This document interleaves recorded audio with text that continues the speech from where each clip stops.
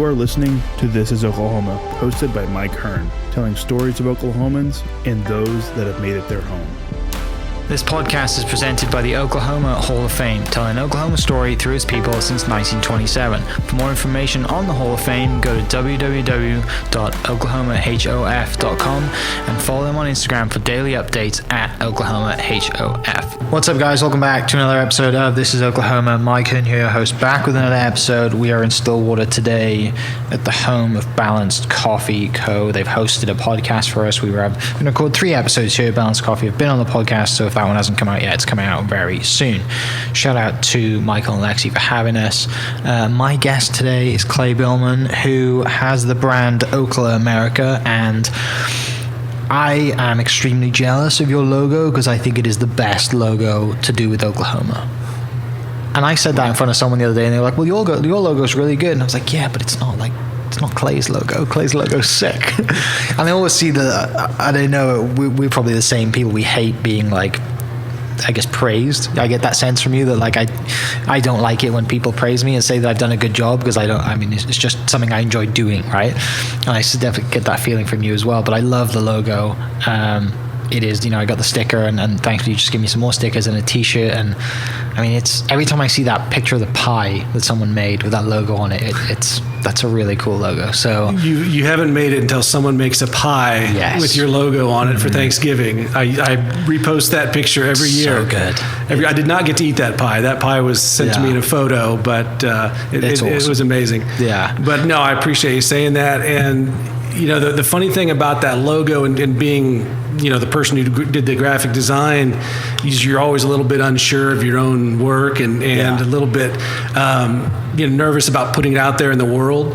But it was people that were friends and family and coworkers that kind of gave me the confidence that I was onto something. And they liked it better than I did, I think, at the time, and I've grown to love it. But I think if it was something that I thought was awesome from the get-go, look at this, how awesome this is. It's a little different than somebody else, an outsider, whose their opinion matters to me more than just somebody who might just try to be nice. And Clay's a nice guy, so I'll buy a shirt because he's a likable guy, right? As a favor, almost like a charity case. But the people that don't know me, or the people that were not involved in it, that gravitate towards it, that's been very rewarding for me. Yeah, thankfully you're far past the amount of family members that have bought your stuff when you're into people now. Because I went through the same thing. I think I printed a few t-shirts, and friends and family like, I'll buy one just because they want to be nice, and then quickly fizzles out. But clearly you've made a business out of this, which is awesome to see.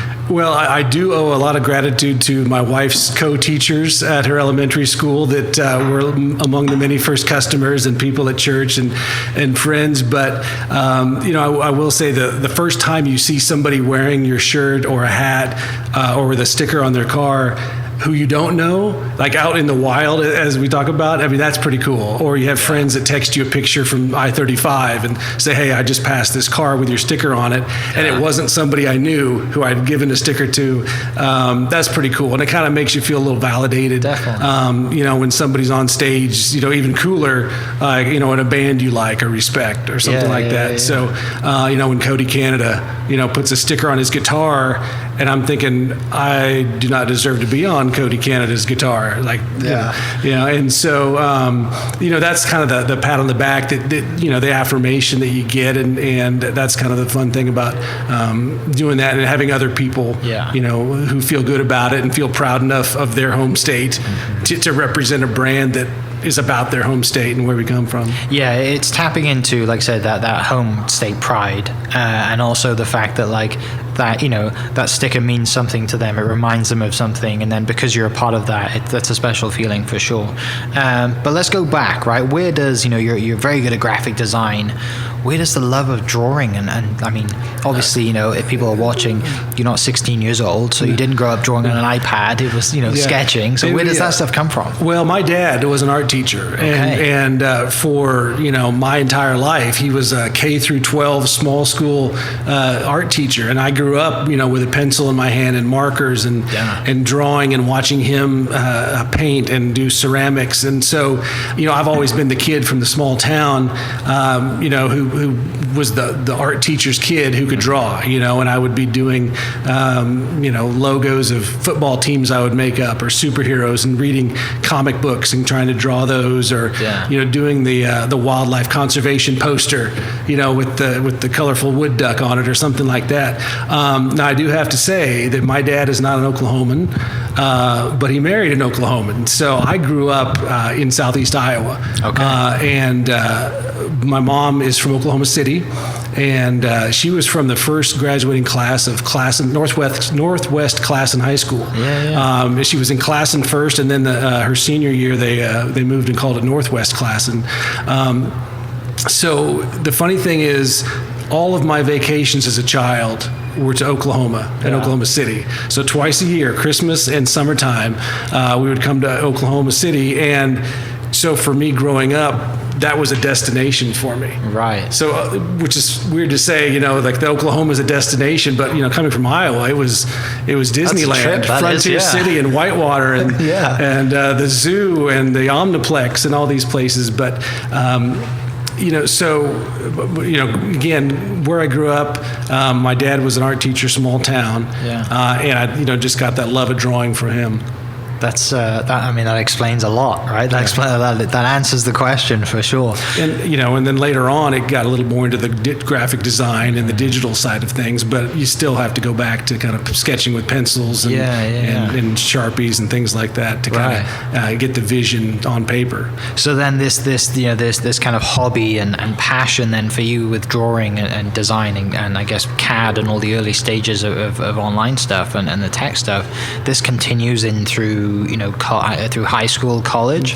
I grew up, and growing up in Iowa and having our vacations to Oklahoma, we would take the Amtrak, and I hope the Amtrak continues to add the routes back, because you can take the Heartland Flyer now south, but it used to be the Lone Star would run from Chicago to down into Texas, and so we would hop on that, my mom and my brother and I, every summer, and we would come to Oklahoma City to visit grandparents and get off down in Santa Fe Station, downtown Oklahoma City. So if anybody's listening with infrastructure, Lieutenant Governor Pinnell, who can make that happen to go north again. But so we'd come to Oklahoma. I always grew up wanting to come to Oklahoma State University. And, in Iowa, we would go to Ames and we would watch the football games and cheer on the Oklahoma schools.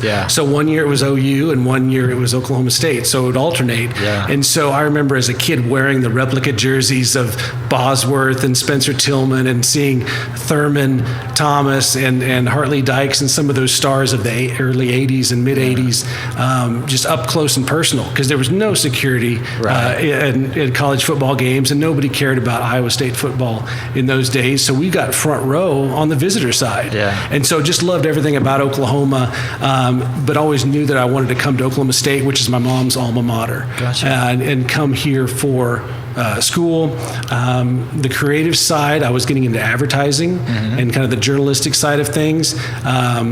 I kind of wanted to be, there was a show called 30-something back in the 80s, and it was about Michael and Elliot, these two partners, and one guy was the account rep, and the martini lunches and things like that, and then Elliot was the creative guy with the crazy ties and the Nerf hoop in the corner, and I thought I wanted to be the account rep. I thought I wanted to be Michael, but it turns out I was Elliot the whole time. So that creative side came back out later on, as my first job out of college was at Ackerman McQueen.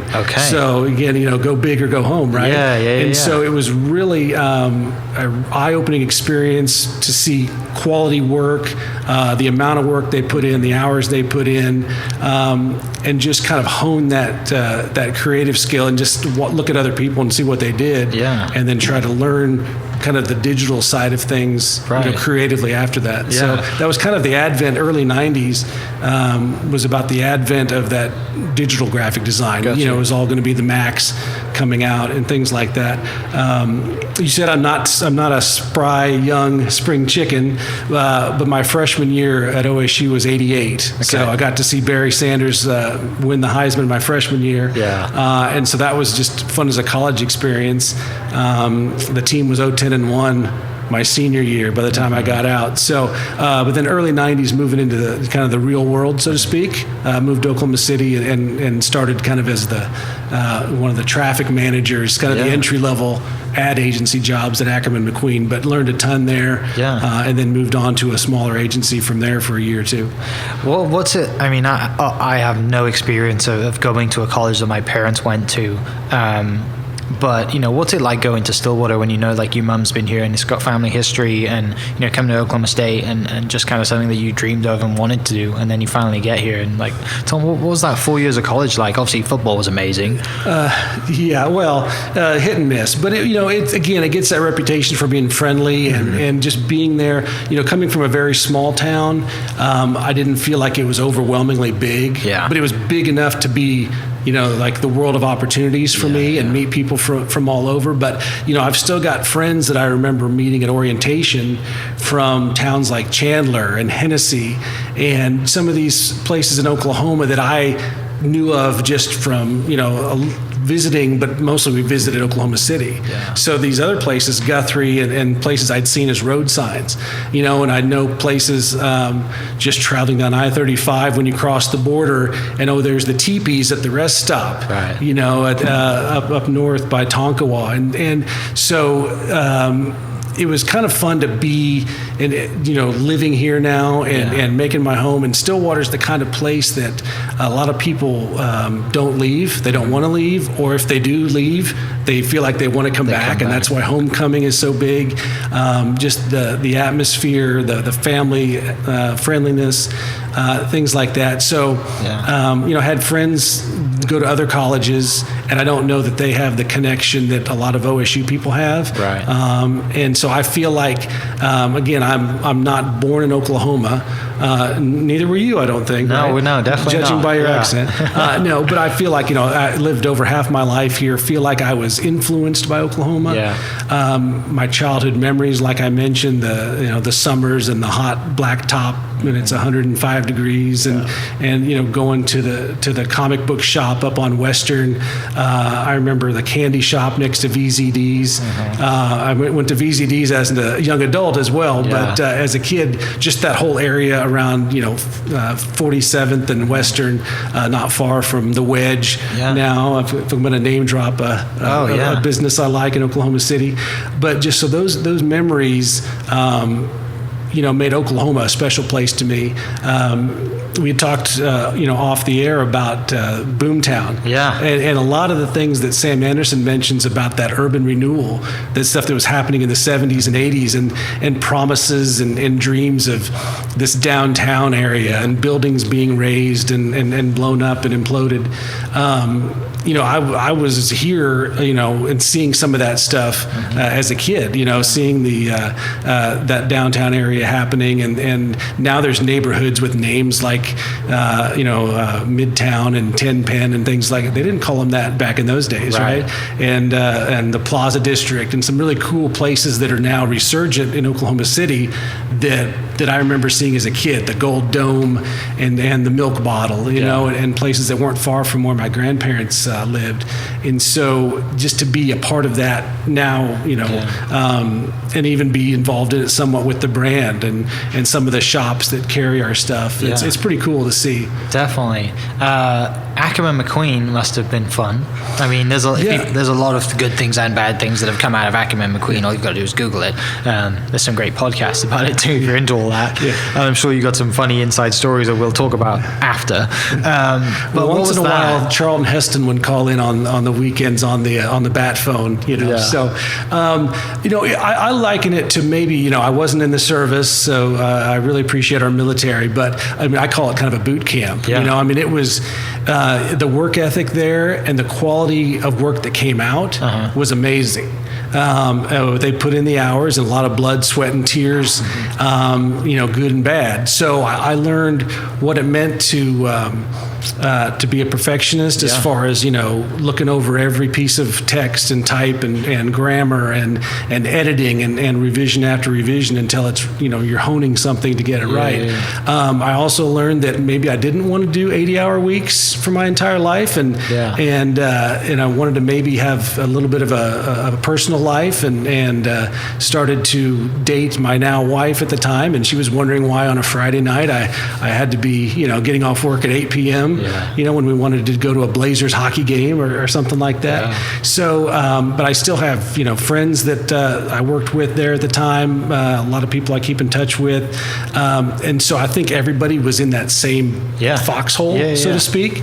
I think the machine of that industry is maybe one of the negatives of it. And I know some of the clients are controversial, but I think as far as the work they put out, and if you look at quality and award-winning creative stuff, there was some really cool, and they had clients of Oklahoma Tourism at the time, did some amazing art, some amazing photography. They had guys in the basement at the recording studio that were just amazing at Golden Voice. And so I really respect kind of the mentors in the industry and people that I just look at in terms of graphic design and talent. And it's off the charts, So that's kind of my impression of Ackerman. Again, I didn't know as a kid that I would be working in that tall building, that's right there by Penn Square Mall. But hey, someday, maybe I'll have the corporate job and be there. But it turns out I'm not a 9-to-5 kind of guy, in my mind, in my heart. And they weren't 9 to 5 either, obviously. But in terms of just kind of being, in that industry, I think it was a great place to start because I learned the tough part early on. I didn't have an easy breezy, first job out of college and then got hit upside the head with a real, hard work. So, no, I think it influenced me for sure. Definitely. And I think you meant, talking about being like, the phrase, being in a foxhole, like just kind of thrown in the fire, like, you're in the thick of it, and there's no better place to learn, right, than being in the thick of it, producing amazing work, working 80-hour weeks, and then to transfer that and to go anywhere after that, like, it's kind of like a really cool apprenticeship or an amazing place you're going to go work. I mean, the stuff that you've learned from that, you probably still use today, that work ethic and everything, even though you might not want to work 80-hour weeks anymore, that work ethic that if you have to, you've trained under it, and you train to a standard that, that's second to none, really. Yeah, and as a young guy, who just kind of wants to be, where the action is, there were things that, you pull an all-nighter for a client presentation, or, they put me on a plane to fly some artwork to Dallas to hand it off to somebody to turn around and fly right back because it needed to get there today. And, that was the day, days before, a lot of internet or any internet early on, no Zooms and things like that. It either had to be in person, driven, flown, or you get it done. And I think, that's kind of the other thing that I learned is just, you make it happen. Doesn't matter, what you need to do, just get the job done and make it right. So I appreciate it for that. At this time, then obviously, you're dating your now wife. And where do you go after Ackerman? And I went to a smaller ad agency called Design Works, and they had a cool, couple clients, smaller, where you got to wear a lot more hats. And so I was able to get into more of the creative side of it, kind of get my hand in a little bit, and have some friends from there as well. Sonic was one of their clients, and that was pretty cool as a lot of the car hop, the signage and things like that. And then got laid off when things didn't go so well, and they had to scale back. I had a friend that had gotten a job at UCO, and his name's Craig Bouchard, and he's been there a long time, heading up graphic design for the university. And I was always, a fan and continue to be a fan of the OSU sports. And I hadn't really thought about the university as a place of employment, at least in terms of what I wanted to do. And, when you're sitting there collecting unemployment for a little while and you're trying to send out resumes and think about it, it just struck me that, hey, what about OSU? Let me see what they've got involved. Because, again, it's that pull of Stillwater and that magnet to come back to your roots. And so there was an opening in their public information office, which is kind of the PR side of things. And I got a job and commuted for a year with another gentleman who lived in Edmond, and kind of got back to OSU, and have been there ever since. So again, once it kind of gets their hooks in you, and I wasn't ever a a job hopper just to try and move up a ladder, just to have a title or things like that. I'm very content kind of doing what I do and trying to do the best job I can and be a little more of a worker bee on that side. Yeah. But I'm able to do some creative work.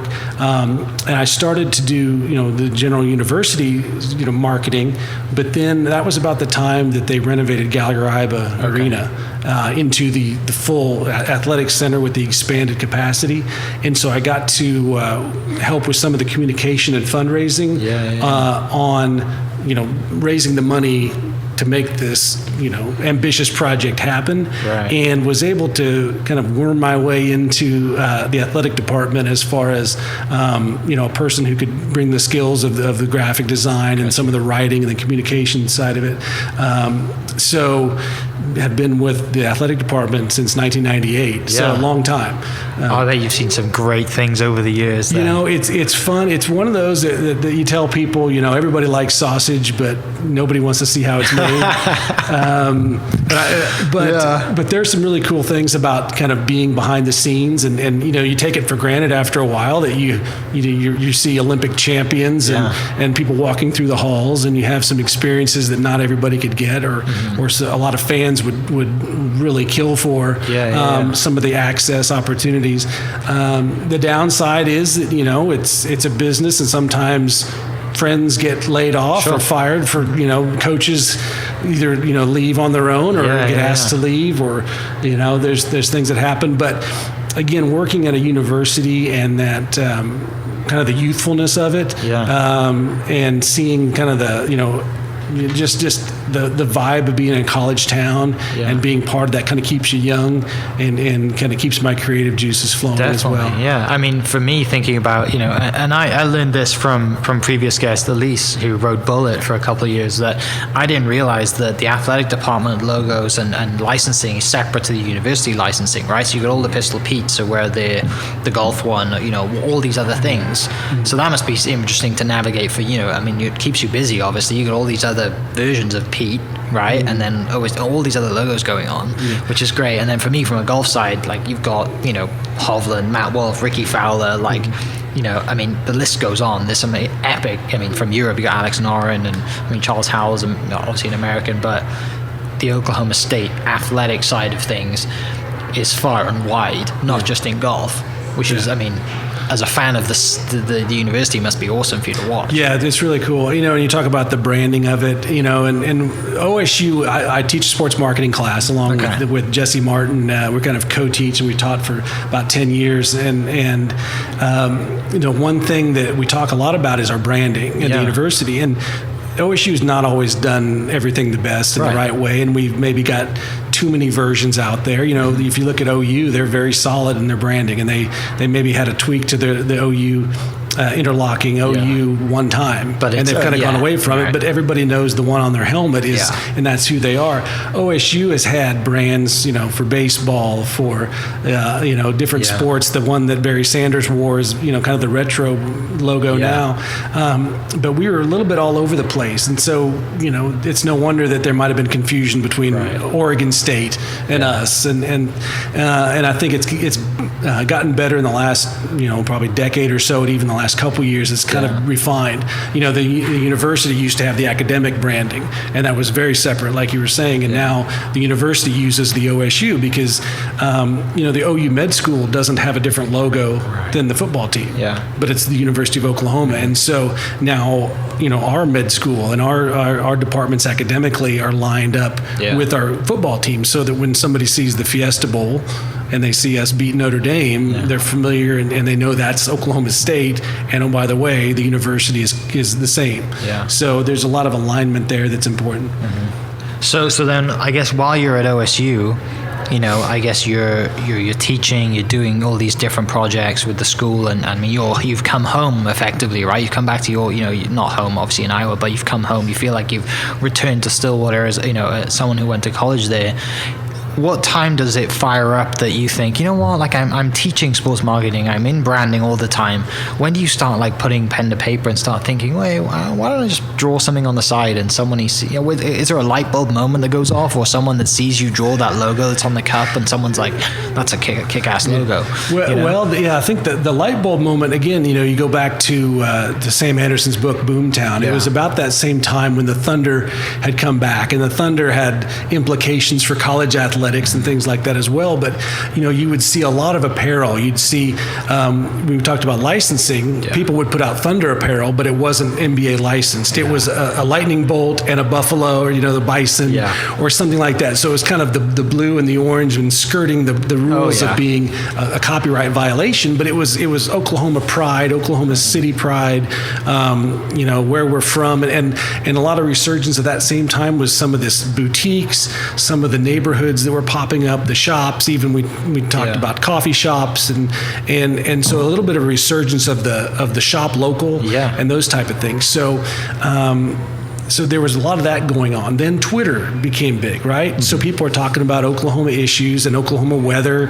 and things like that. And I think, I didn't coin the phrase Oklamerica, but it was something that kind of occurred to me, like, hey, that's kind of a fun phrase that might be good social media wise. Maybe I could, see if somebody else has already gotten the accounts, if somebody's using that phrase.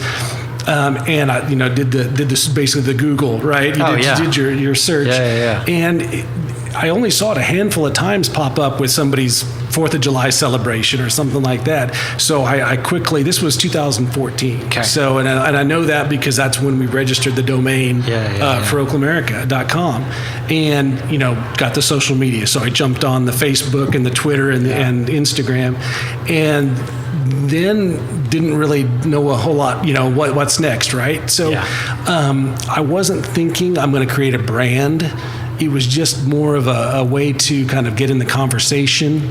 And along with that, you had to have an icon or something, to go with your Twitter page or Twitter handle.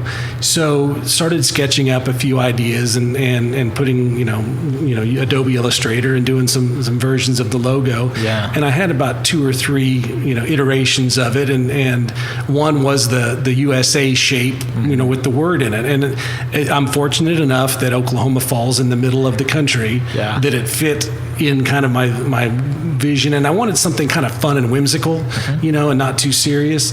And so that kind of worked, and I, sent it to my friends, and hey, what do you think of this? And my buddy of mine, and I know you're going to talk to him later about his music career and all his talents, but Wade Tower has been a great friend of mine and kind of a collaborator and a sounding board, and he'll tell me if something is good or bad. He really liked it from the get-go. So I we created some decals, and so for about a year it was a Twitter page and decals for a car.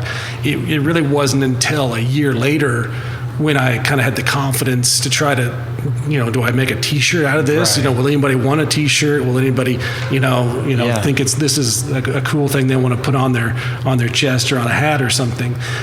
So probably 2015. I sent the logo to a friend of mine, and she has Flanagan's, which is a boutique here in Stillwater, and I just didn't want her to carry it. I just wanted to get her 2 cents. Hey, if you know anybody in the industry, because I didn't have a clue about retail and shopping, and still don't have much of one, but I've since learned a lot. But she says, hey, I'll take it. We got Mom's Weekend coming up. Can you get this printed in these colors? And I remember, I think she wanted 36 shirts. Yeah. And I thought, we've made it, right? This is we are in business now. Yeah. And another person over in Tulsa, I'd sent it to through a friend, was Mary Beth Babcock. Yeah. And if you haven't talked to her, I've talked to her, but she's so busy I can't nail her down to get her on the podcast. She's the coolest lady in Oklahoma, and she had a shop at the time called Dwelling Spaces down in the Blue Dome district, and she did consignment with local apparel and different things like that, and local artists. And so I showed it to her, just kind of, would she give me a stamp of approval? And she said that she would carry some shirts at her shop. And so, within a few months, I had a real reason to get shirts printed, and kind of the brand was, sort of off and running, like this is a real deal. And, I use the term brand. I didn't think of it as I'm making a brand. I know some people start out and that's their goal, right? This was very organic, and it just started out as, something that I had an idea that something could be there. I didn't know what it was, just to try to be a part of that conversation.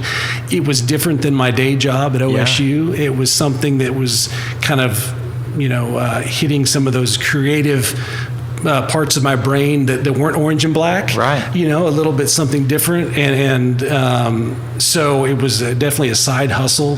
That continues to be a side hustle, and so if it could be extra income for the family, if it could help put my daughters through college, awesome. Then that's kind of the thing that carried from there. But the cool thing for me about where it's gone are the people that I've met, the places that I've been. I think about the Hot Mess Boutique in Broken Bow, Oklahoma, and places like that took a chance on carrying my stuff and liked it. DNA galleries in Oklahoma City have been amazing for me.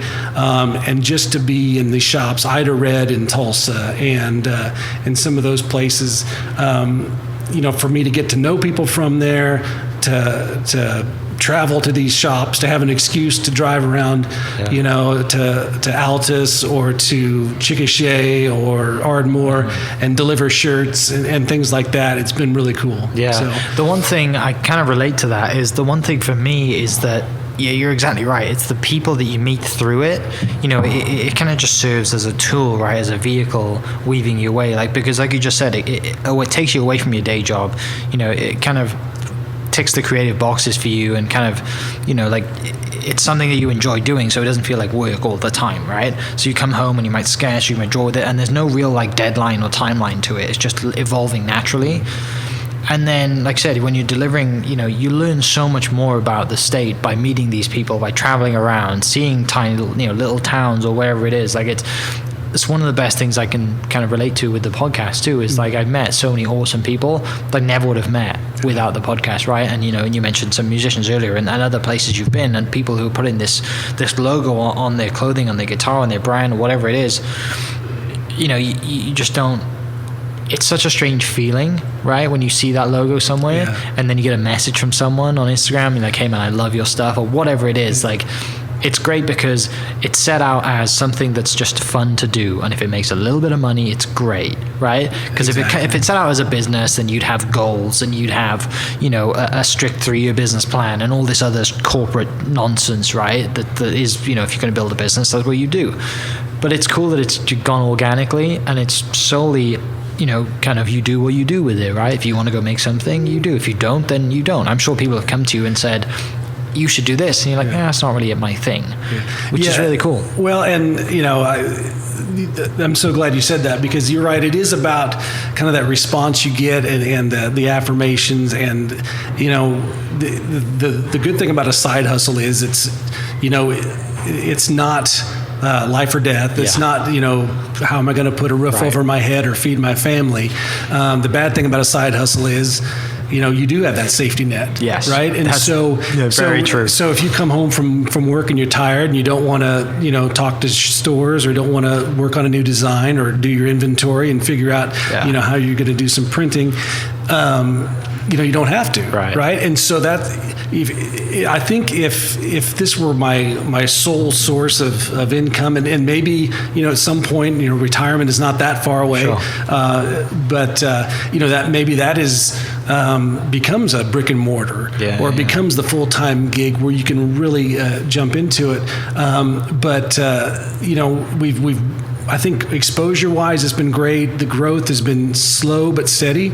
And that's, again, because it's that side hustle. That's on me. But I tell people, if they've ever driven to the Panhandle, it's kind of a long, but you're going up, right? You just don't know it at the time, and all of a sudden you're at 3,000 feet or something. You're out of Black Mesa. But having other people that are fans of the brand, so to speak, surprisingly so, enough to bake a pie, right? Enough to crochet beanies, that we put our logo on, and to some of the collaborations that have come out of it. There's a guy that I work with, Tyler Carter of Simpleton Goods, and does great leather work in Oklahoma City, and so I'll source blanks of hats and beanies, and he'll put the logo on them for me. And so I like to keep Oklahoma,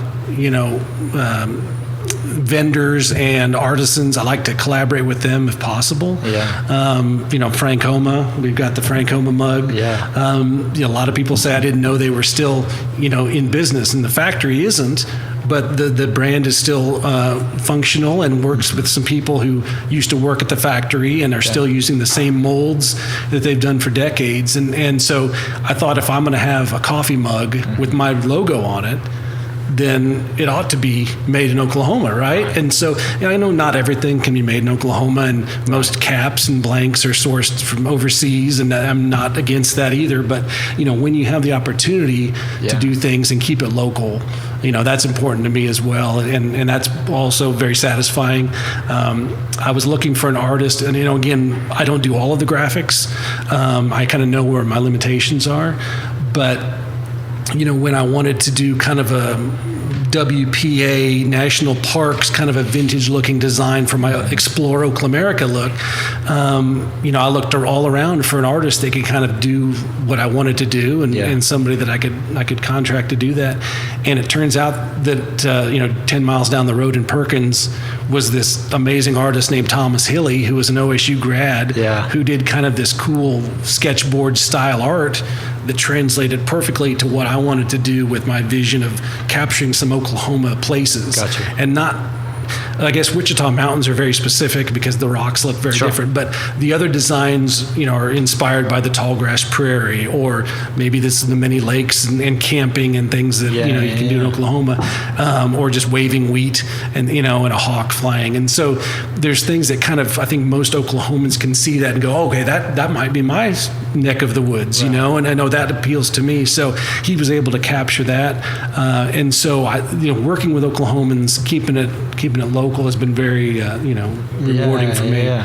Well, so tell me about, because when I first met you, I popped into, this Christmas, you guys had a pop-up shop in Stillwater. I popped in to say hello and met your wife, Ginger, and then what's her thoughts on it? I'm interested to hear the background, because she was there too. Obviously, she's very much part of the brand now as well, on the shop side. I think again, she's the one I come home to, on the nights and weekends, and then try to manage this side business. But her and my two daughters, I've got daughters that are twins that are 21 years old now, and at OSU, and they sort of have a role in it, and a lot of them are sounding boards. But then they keep me, kind of organized. I'm the creative guy that has, junk all over the desk and kind of like my creative mind, and I know where stuff is. But if somebody walks in to see my space, they freak out. It gives my wife anxiety. But from a standpoint of, hey, you need to do this, keeping me in line, organizing, that pop-up shop is a massive undertaking. It's great what we did with Mary Main Street here in Stillwater with the igloos and the domes, and we've done a number of other places, with some other shops and on our own. But to try to pull that off, my respect to anybody who's in retail, to try to do that, because that's not my strength. My strength is kind of a creative people person, and somebody needs to keep the books and to keep me accountable. And I've got a daughter that helped me with inventory and said, Dad, you need more of these shirts, and you're running out of these, and just to have people that are, that my family enjoys the brand, and then their friends have it, and it becomes, their friends have a birthday and they need to get them a gift. And so the Oklamerica brand has spread a lot because because of connections through my wife and through coworkers and through my kids and their classmates and their friends. So it's not a true family business necessarily, but I'd be kind of out twisting in the wind if I didn't have my family to keep me grounded and help me out with things for sure. It's really cool to kind of have that input as well, because I mean, listening to you speak, I'm like, it's like listening to myself talk, because I have so many things that, you know, I can relate to. Like you said, like I have no idea how to do operations at all, right? Like I'm kind of creative, but the idea of ordering enough shirts, getting the colors in, like doing all that background POS system stuff, like just, it gives me anxiety thinking about it.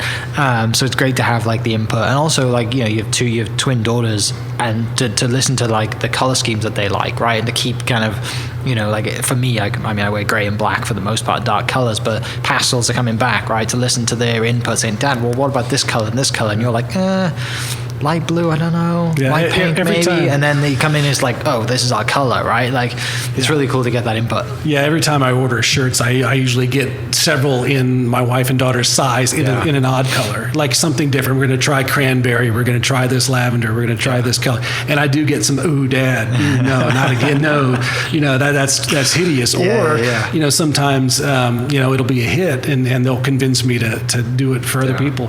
But like you said, you know, the ideas that come in, I do get ideas from other people, and a lot of what I've done has sprung from, you know, customer requests, and you know, somebody who had a husband deployed overseas asked me about morale patches. Hey, do you guys do morale patches? And I had to Google what a morale patch was, right? And it's the Velcro military patches that they can put on their bags or their, you know, their gear. It's not part of their official uniform, but something to kind of, you know, I guess boost morale, and they can be... Reminds them of home, where they come from, what it means, And so I sourced some, you know, had to find out what the real color for coyote brown was, so it matched the most broad range of uniforms. But, you know, that's something, you know, those kind of things, the coasters we've done, koozies, you know, I had a customer who kind of, you talk about fans of the brand, and he's been really very loyal. And every time he makes an order, I kind of get reminded he wore out one of my koozies.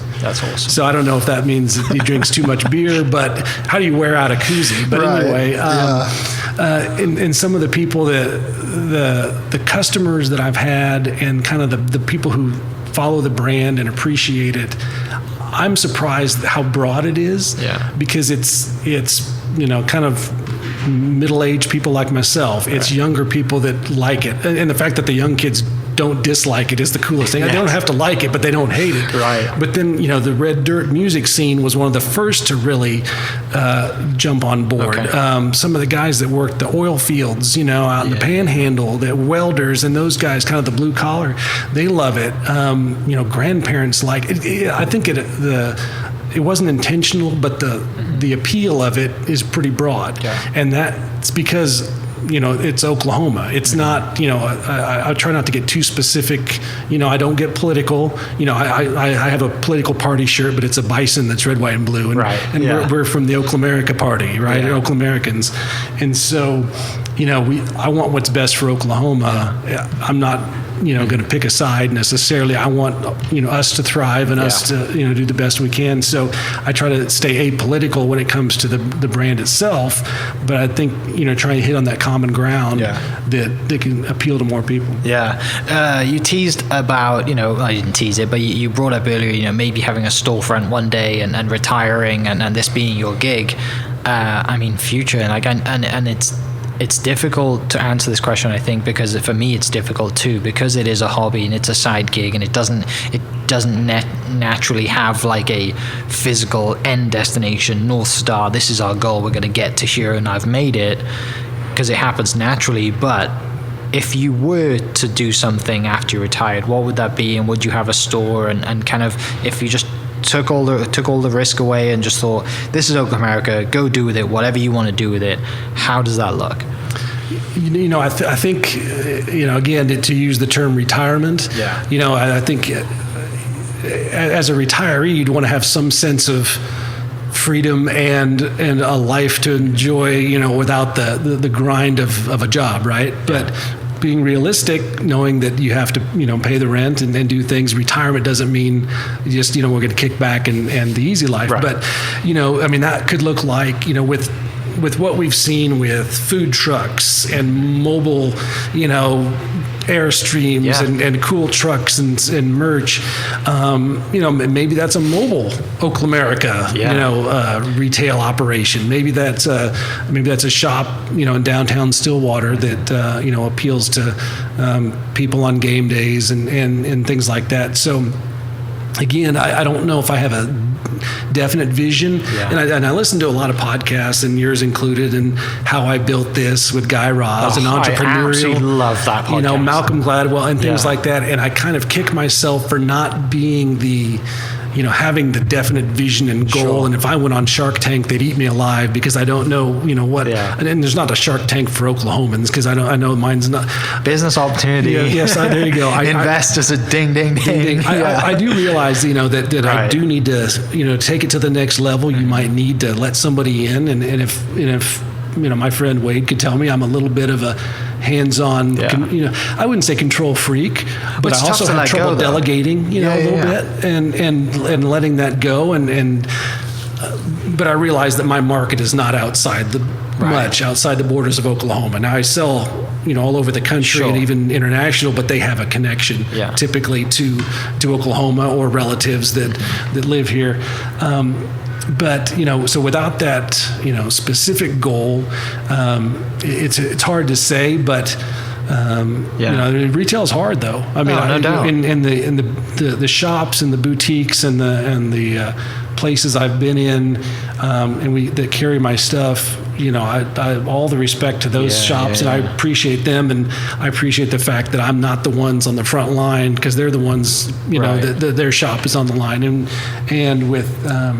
With the economy, with the pandemic, a lot of that changed. Yeah. So I see that coming back, though. I kind of, can feel the maybe that resurgence of some of those local shops and things. So again, I'm such a people person. The energy I got from the pop-up shop over Christmas, I love that. It was 18-hour days for 4 or 5 days in a row while doing it.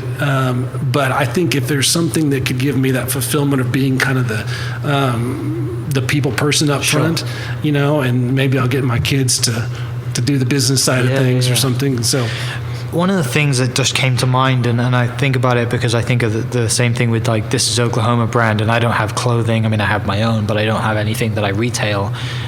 Part of me thinks, back to just being an entrepreneur and listening to podcasts, reading books, and how I built this, and the word regret comes in. And I want to ask you, when you get to a time where everyone's clock's going to run out, right? We're obviously going to get old. What would you, if you don't do something, what would you do? What would you regret if you didn't do Oklamerica? Like if I'm sat here now and say, by the time you die, or when I'm talking you're on your deathbed, if you were to regret something, would that be not going all in? I don't get the sense it would be, because it just seems like it's a hobby, right? Well, do you regret not giving it a full? I mean, there's still time. A couple things. I love my day job. Yeah. And I don't want to do anything to, lessen my involvement, my energy, my input in that. If I worked at a dead-end job during the day that I just hated and miserable, I probably would regret not jumping off earlier. Sure. But again, that being said, I put in 2 decades. By the time I retire, it might be 3 decades at the university. The teacher's retirement, would allow you to maybe take that leap. Again, we mentioned the entrepreneurial podcast. I grew up the child of 2 teachers. Didn't get new cars every other year. Just kind of played it safe. Worked hard, and didn't take a lot of risks. Yeah. And I admire the people who do and can just go all in with both feet and put their faith in it. So I've got kind of a inborn safety net that I always fall back on, but I kind of wish I was that person taking the leap. So maybe I'm kind of saying the opposite of what I am. I'll wait till I retire so I can take that leap, which is not really a leap because it's a fallback. But at least there's some sense of this is going to grow. It's going to be further, right? It's not like you're just going to keep it at this. And I think, I think the funny thing is when it's went from an idea to a Twitter handle to a T-shirt, and then when does the T-shirt become a brand? Right. Is it a lifestyle brand or whatever, phrase you want to use? But I think it could be, Oklamerica could be, a festival. I'd love to have Oklahoma musicians come in and artists and kind of make it something that's all encompassing. Right. Because I do think I'm onto something that could be bigger. I totally agree. Now, whether I can, get the resources in the short term and partner with the right people to do that, I'm all for trying to make it grow and all that. I just, because it's the side hustle, there's not a definite deadline out there. But definitely something that I keep in mind, and kind of a wish list of, I think about, just not Lollapalooza, but even the smaller scale things is, wouldn't that be cool to have some kind of confluence of Oklahoma talent and artists and musicians and people that I admire, and I can bring them in under my umbrella of Oklamerica, and it could be this Oklamerica branded event or branded thing that kind of celebrates who we are. I've gotten encouragement from Lieutenant Governor Pinnell, and that's a great pat on the back, and some people that are, a lot more connected than I am that have encouraged me to kind of keep it up. So it's definitely something that's not gonna go away. It's only going to get a little more prominent. One thing I want to mention that before we wrap up, that the bison logo that I'm wearing now, that it's not even a logo, it's an illustration. I stole it from my dad. Awesome. And just a little backstory. We were taking pictures. A friend of mine and I were taking pictures of bison up in the tall grass prairie, and I sent these to my mom. Just emailed them to my parents, and my mom said, "Well, your dad drew that bison. That picture's is down in the basement." And I'm like, "Well, send me a picture that I can, I remember that, but let me see it." So she sends me an email or text of it, and I'm like, "That's pretty cool. I think I'll do a shirt for my dad's birthday." Right? And so, they actually mailed me packed up the mauve mat, awesome. in the 80s frame that they did, but and it was a charcoal illustration of a bison that my father had done in 1964, and they had been in Rapid City, South Dakota, and had seen some Native American art, and my dad said, "I can do that," and he did. He pulled it off, and so this bison that had been kind of on the periphery of my entire childhood, came back into my life. So I took a high-res photo of it, put it into vector art, and created a T-shirt of it, and just added Oklamerica to the bottom, and was going to make about a dozen of those for family and some close friends for his birthday. And out of the blue, I showed Carolyn at Flanagan's, and wasn't trying to get it put on shelves or anything. And she said, "Oh, I could sell those with my mini Tonka moccasins. Can you get this in charcoal? Can you get it in mauve? Can you get it in kind of clay color?" And I'm like, "Well, that'll help pay for my family shirt, right?" And the coolest thing to me is that's now become equally as good of a seller and a desired, emblem of the brand as the original logo. And since my dad has passed away from Alzheimer's, and so. But before he kind of lost his faculties, he was able to appreciate that and get to wear the shirt and the hats. And the coolest thing for me was to take him into the stores and say, "This is your illustration, that people are buying because they love what you did." And so that's going to be my tie. So that's one of those things too that's going to keep me from shelving this and all that, is because now every sticker, coaster, T-shirt that I see with that on there, that I sell with that on there, is kind of a continuation of that legacy of the art. We kind of come full circle with, when did I start drawing, ever since I could hold a pencil. And it's because of my dad. So, and he was smart enough to marry an Oklahoma girl. So there's the full circle tie-in for the This Is Oklahoma podcast. That is, that's special. That's really incredible to have that. I do this podcast and I tell people, look, there's going to be a few golden nuggets in it that will clip. That's the best one I think I've heard in 402 episodes.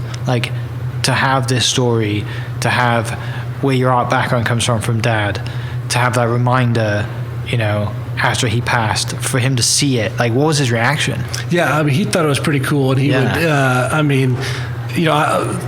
All the pictures I have of his last 5 years. He passed away in 2019, but we originally did those shirts in the fall of 15. Yeah, and it was the running joke that I'd never paid him royalties, for his artwork. But if you have the shirt, his name and 64 is on there, awesome. His original artwork, and you want to talk about, maybe I'll make an NFT of my dad's original bison or something. I have to figure out what the heck those are first. Right. But some young person who's into NFTs, someone's going to figure that out. But again, for the family legacy, for that to be a symbol, and that sort of tied in perfectly with kind of the zeitgeist of the moment of Oklahoma and bison and thunder. And I can say, I've got a bison, and this wasn't some trendy thing that I came up with. This is from 50 years ago that was part of my family. And so I can't draw as well as my dad did. No, I can honestly say that, but it's really cool to have that as a lasting memento. And like I said, he was tickled about it. His friends, would also get the hats and the shirts. Awesome. and all the pictures I have of him, he's rocking something. It's a hoodie. He wore out a few ball caps with it on there. So that's so powerful. I love that. Like I said, if you never ever sell any more and the business stops, like, you've still got that to come back to, and that's really special. So, mate, thanks so much for taking the time out. For people listening, what's the social medias, the Instagram, the website, all that stuff? How can people find the brand and go buy it and support? Yeah, it's just at Oklamerica. So, like I said, I got in early enough where I could grab the domains and the Instagrams. But Twitter, Instagram, Facebook. You can find me at oklamerica.com, where our retail shop is through Shopify, which has been a great boon to anybody doing the small business thing. Got some horror stories we'll talk about later from other online entities. But no, just reach out to me. Love to hear from people. Love to hear stories, ideas. Send me pictures, things like that. Like I said, it's about kind of the relationships and getting to know places and people in that relationship, and just where you're from. That's kind of the first thing I always ask people. Where you're from? And you see college students from all over, and that's the other cool thing about Stillwater. I met a young lady from Latta the other day. And so you hear about these towns and these places, and it just kind of makes you realize how kind of a small state it really is. People know each other. And again, we're not perfect. We got a lot of warts and a lot of, Oklahoma has a lot of negatives, but we don't let the outsiders say that about us, right? It's one of those where the family can squabble internally, but if somebody from the outside starts to talk bad about you, those are fighting words. We're taking you on. That's right. So, no, I really appreciate you having me. I love what you're doing with the podcast and all the people that I've learned about, and some of the people that I already knew or thought I knew some stories about, and what you're doing. And you're like prolific. You're doing so many of these podcasts. It's just like, it was so much fun to do. Like, I just love doing it. Like, it makes me a little bit of money, and it would be great. It pays for new golf clubs and a vacation here and there. But I just love doing it. And it's like you said earlier, the people that you meet through it, you never probably would have met them before. So for people listening, I'll post the links to the Instagram, the website, Shopify store, all that good stuff. If you haven't seen the logo, please go to the Instagram and check it out. It's amazing. Search for that pie, because the pie is just like, I'm just jealous of how good that logo is. But for people listening, I'll post the link in the description. And Clay, thank you so much for taking the time out. Thanks for setting up today's podcast, and huge thanks to Balance Coffee Co. for having us. If you want a good cup of coffee, come up to Balance in Stillwater and tell them This Is Oklahoma sent you, and we will catch you next episode. Cheers. This podcast is presented by the Oklahoma Hall of Fame, telling Oklahoma story through its people since 1927. For more information on the Hall of Fame, go to www.oklahomahof.com and follow them on Instagram for daily updates at OklahomaHOF. Thank you for listening. We are inspired by those around us and hope that you are too. Make sure you subscribe to this podcast on your favorite podcast platform and leave us a review so we can keep telling your stories. For more great Oklahoma content, follow This is Oklahoma on Facebook and Instagram.